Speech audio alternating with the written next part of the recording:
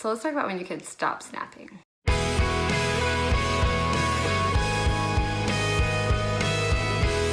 Hey guys, welcome back to my channel. So I've gotten this question recently about what we do when our kids stop napping. So when they go from nap time to quiet time. For us, this usually happens around age 3. If you think they are legitimately done napping, there's something you could do to just make your life a little bit easier. When I had my first baby, I had older moms tell me, well, wait till they stop napping. Like, you're never gonna have time to yourself. You're never gonna have alone time. And that's like the worst thing to say to anyone, I think. You're never gonna have alone time ever again. Please have more kids. So I'm here today to give you a little bit of hope, something that's worked for our family when my kids stop napping, that we still have quiet time. Quiet time is a magical thing in our house, and we do something called special time, and then we do quiet time. Quiet time is when they go into their own space. They can pick a toy box of their choice, they get a few books, and depending on the age of the child, they might get a notebook, they might get some colored pencils. Again, I said age of the child. For my daughter, she's 4.5, but she's done really well actually getting like some watercolors at quiet time. I pretty much would never give my 3-year-old any writing materials at all.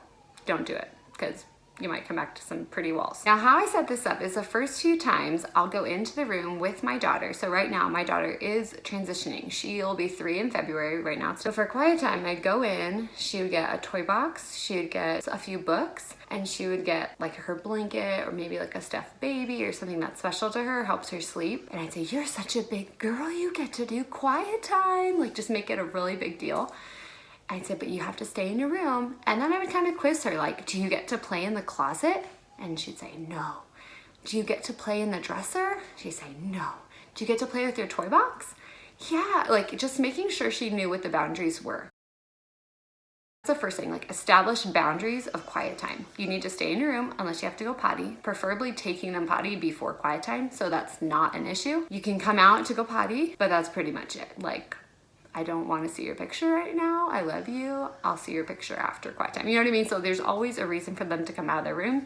Establishing clear boundaries is really important. The second thing is making sure they have some toys or something to do that they weren't already doing during the day. So for us, if you haven't seen my video on my #1 toy hack, I talk about a special box. That's something that my kids get for quiet time.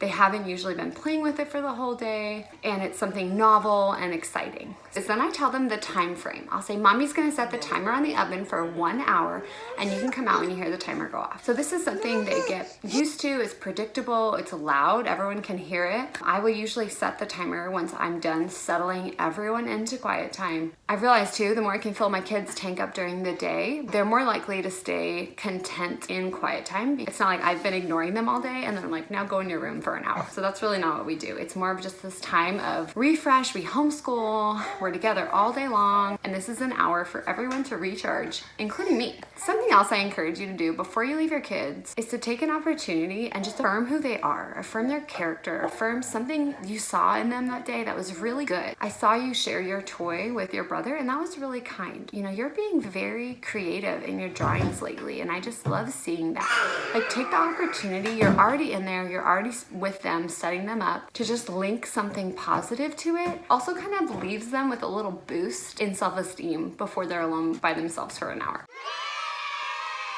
Guys, I hope this was helpful. Thanks again for watching. Let me know if you have any questions, and I'll see you next time.